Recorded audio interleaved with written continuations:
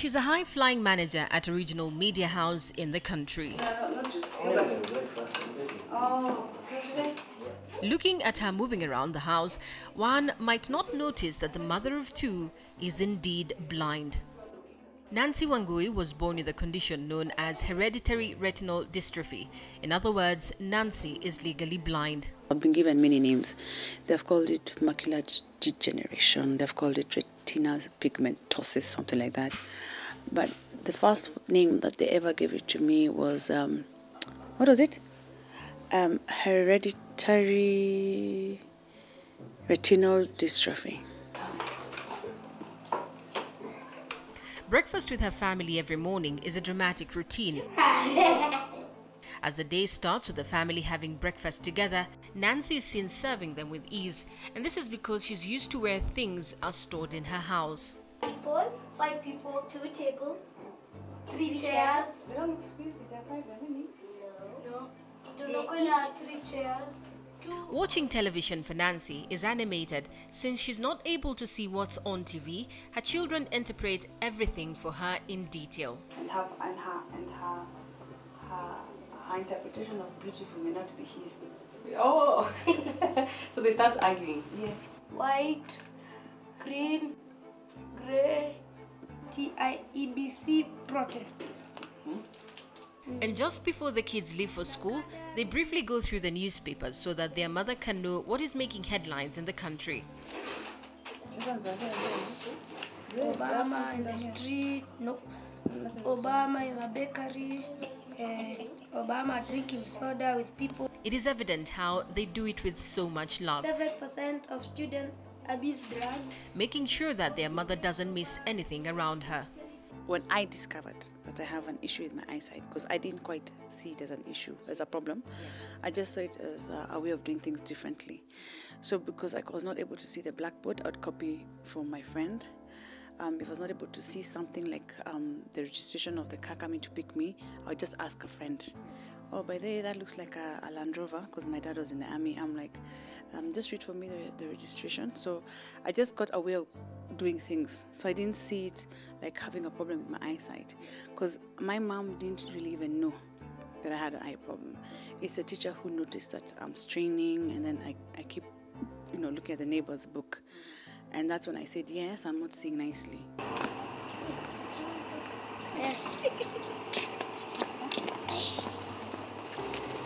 Nancy only started seeing an ophthalmic when she was about 12 years old. Her mother didn't notice much before that, just that she was a very hyper child. Bye. My family was very accommodating, so again, I didn't see it as an issue not being able to see nicely. I would ask one of my brothers, what's that? Or who's that? Or what's happening? And they would tell me. So as long as I got my information and I'd ask questions, I was fine.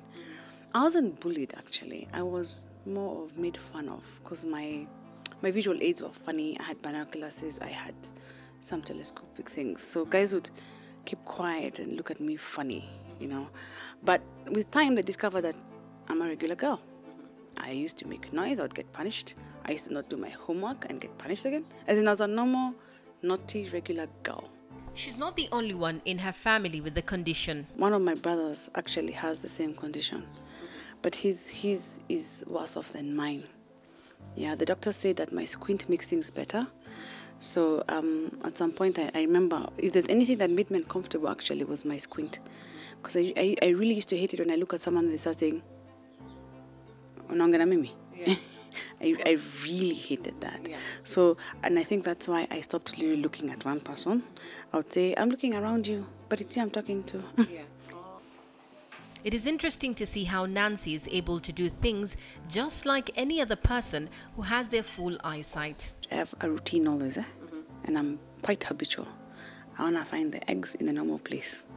I want to find the pan, the karai in the proper place. So I'm very habitual, and things are in my book, in my world, has to be in the proper place. Yeah. So we have a habit, at least my family, we keep things in kind of order, for lack of better words.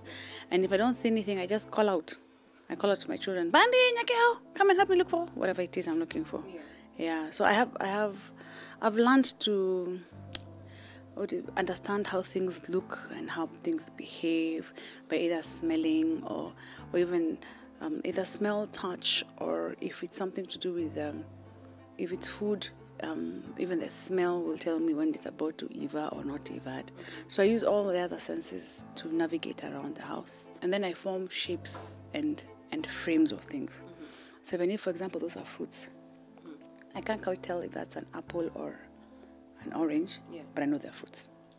Then I'll start reasoning that it's green, it has to be an apple, an orange, or a pear. So I have a lot of reasoning as well that goes on.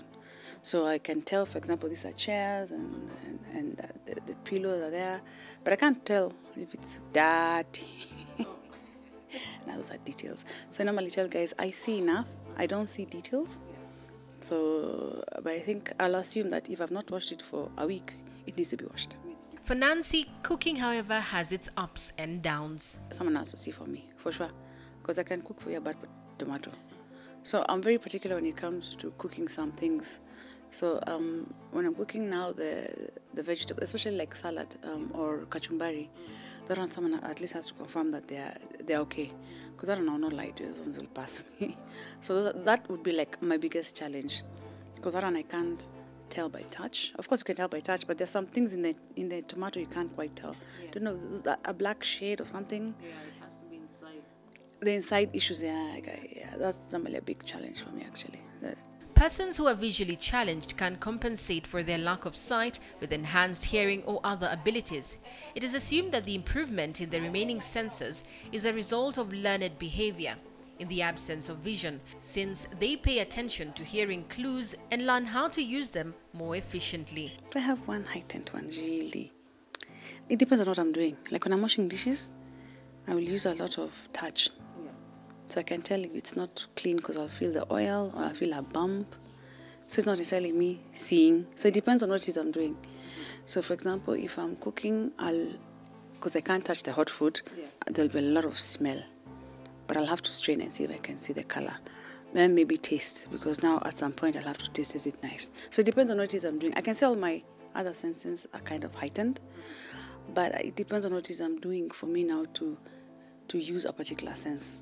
Like when my children were small, I really wanted, or I said I must bathe them, because I could feel on their skin whether they have a rash or if there's something wrong. Because a bruise, for example, feels a bit hard, yet you can't feel, when you look at it, it looks just a different color. So touch for me was, I think, one of my best. Like many of you, I was wondering how and if she's able to see the faces of her loved ones. Like now, since you're close to me, I've already formed you and you're okay. So even if you're far, in my mind, I know how you look. So because I've interacted with them very close, I kind of know how they look. And I can tell if either they're too oily or they have something wrong with their skin. So because I sit with them very close, I mean, we hug, we play, I'm able to form their faces. What I will not see is someone far, and if I don't interact with you closely, I'll never form any facial. I'll imagine how you look, but I'll not know really how you look. But I'll know your frame, how you stand, how you walk. Nancy met her husband in 1994, and the moment he passed her at a relative's funeral, she noticed him instantly, and the rest is history. Even the walking style, that one.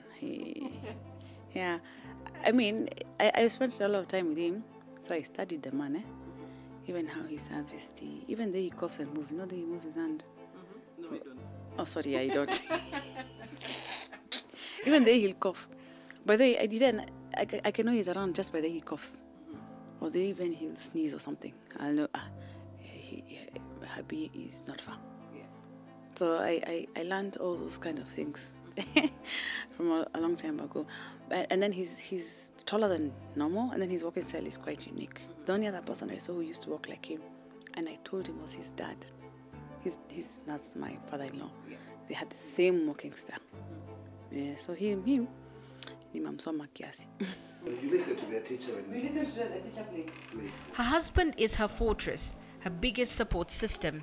He makes sure that she never crosses a road or commutes. This is because on several occasions, Nancy has taken the wrong bus home. Like most people, people really don't understand what I see or not see.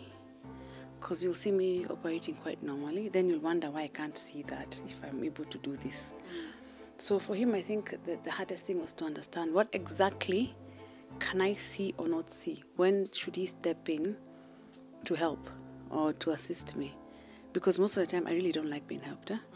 Unless I call out for the help myself. I don't like it. I feel like now you're going to start weighing me. So most of the time, I tend to be extremely independent. So he wanted to understand exactly how I see and how I'm able to navigate around.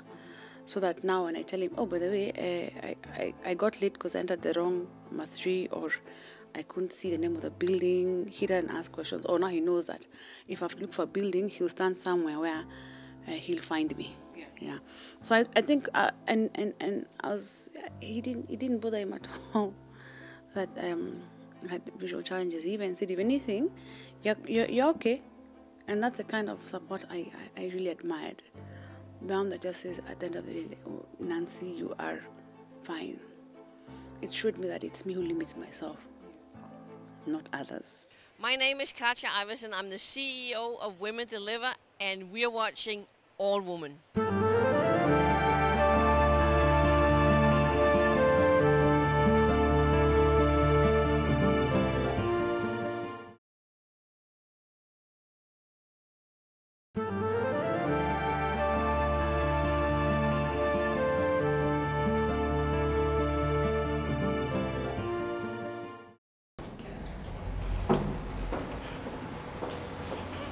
Indeed, disability is not inability. This dynamic woman is a marketing manager, broadcast division of the Standard Group. Most of her colleagues describe her as a charming, happy-go-lucky woman who eats life with a big spoon. Okay, my key roles in the marketing department is to ensure that the brands, that is K10, K10 News and Radio Maisha, are marketed to the audiences in Kenya. So the key things are what? The visibility, awareness of the product, and of course the most important, consumption. So I do a lot of emails because I need to find out what's been happening in terms of competition, in terms of the viewers, in terms of research. What insights can I get that will help me or the team better market the products? So it's an ongoing process in terms of ensuring that we are, on top of the game. Nancy has never thought of herself as disabled. In fact, she hates that word. She has lived her life like any other regular Kenyan, never revealing her condition to anyone, because once she did, she got treated differently. That is why many of her colleagues did not know that she had visual challenges, given her impeccable managerial skills. It's interesting, when I met Nancy, I actually did not know there was any challenge initially. She came out very okay, like any other person. I could just realize that there was just a little problem with the eyes, but I couldn't tell if her vision is clear or not, because she didn't come out that way. She behaved normal, she could talk to me normally, she would, read my mails, my texts normally, and so I actually did not know that there was any problem.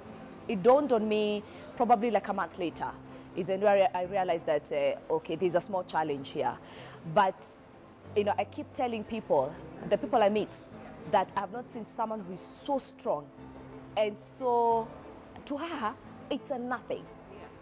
Yeah. It's not a disability. I think I've been able to manage it through the years. I'll actually tell you point blank.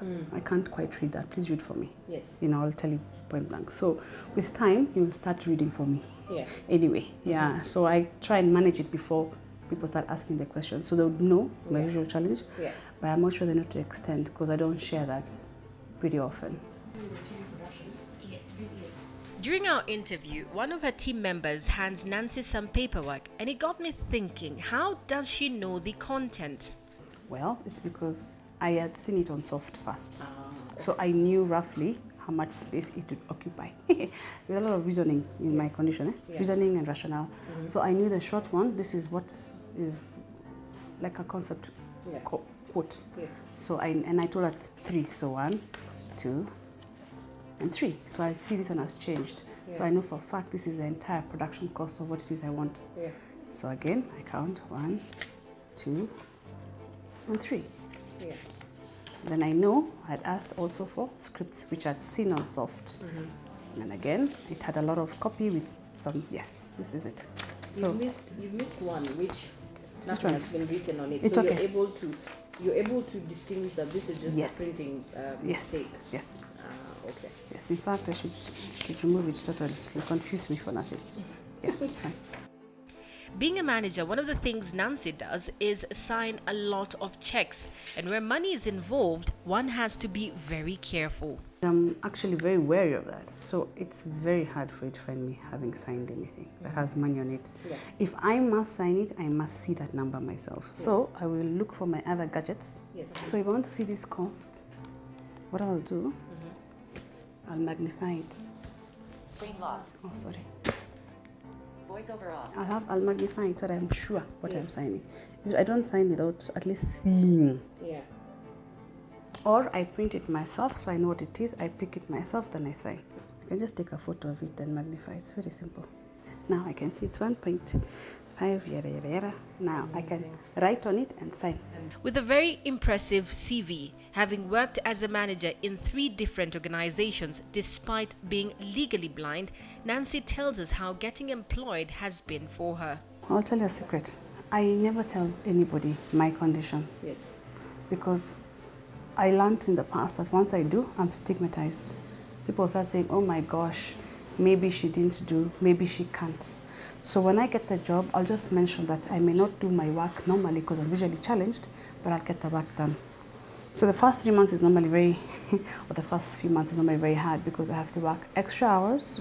Sometimes I have to go home with my work, and dear hubby will help me because there's some things I may not be able to see, or I might have challenges working on the computer.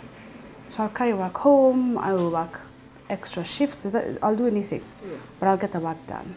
Then after that is maybe when I may mention my condition. But to be very honest, the very first time I mentioned it, it was about 6 years ago.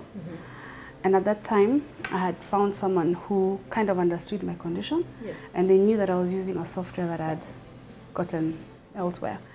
And they were really impressed with my work, and they now, at the time, told my employer where I was. Yes.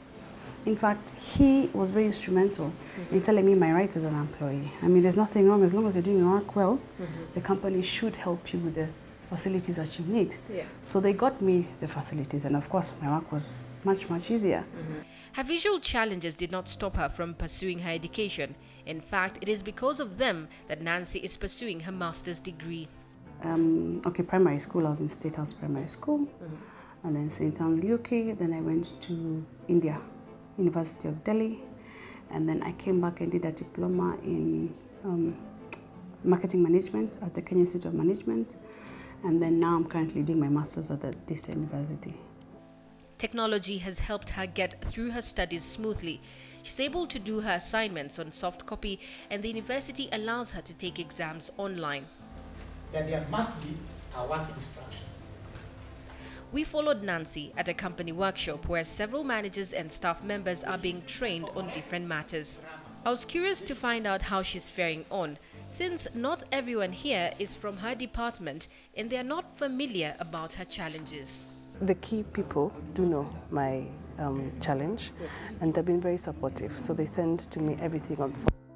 I have my laptop here, which is extremely important to me because it has a software that helps me now work, because it's able to read. I have very many wires, but the most important one is this one.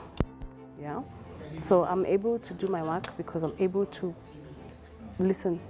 The software that Nancy listens to reads to her everything that is on her computer. 63, left, right, slider, 20, tab, voice modulation,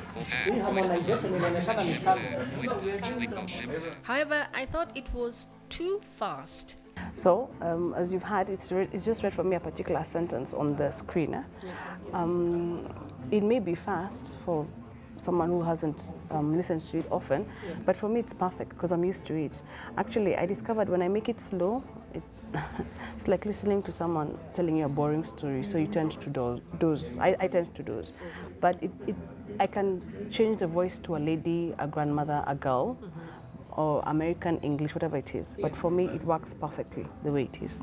Actually, the most interesting thing is I tend to tell people that I'm visually challenged, but I don't know to what extent. Okay. Actually, most people would know, yeah, Nancy does not quite see, but they don't know to what extent. I think the shocking thing is when I tell you that I'm actually legally blind, and then I give the details of what I can or cannot see. That's when guys get very shocked and start asking the questions. So how do you see? How have you walked here? How are you able to drive? How do you cross the road? That's when I can give you the details, yes. But most of the people would know that I may have a challenge, and though the closest people to me would know to what extent. 11:40 a.m. Unlock. Button. Unlock.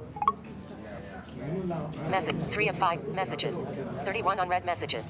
She has the same software on her phone which enables her to listen to her messages and listen to who tried or is trying to call her. Yeah, these ones are the best. The journey of whether to tell the world about her condition was not an easy one. It was, however, triggered when she was going to get her tax exemption certificate. The process was very cumbersome and frustrating.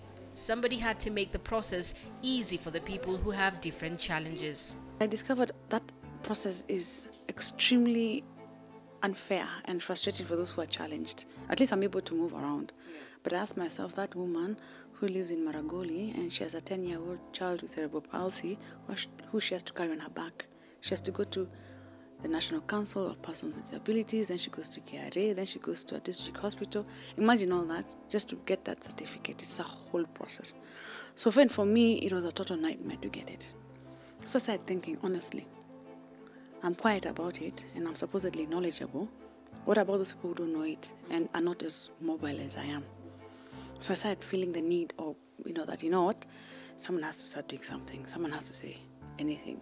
And because of my background in marketing, the first thing you do is what? Research. So I started asking around. I even got someone who I hired to research for me. What is the process? What does the Constitution say? What does all those things? Then I decided, when I asked around and with all the information I gathered, the best way to start a campaign is by telling your story.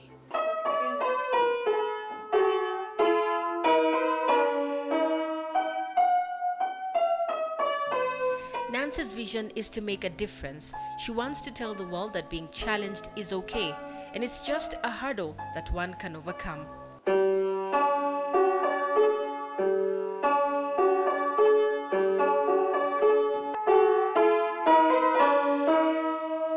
Najma Ismail, All Woman, KTN News.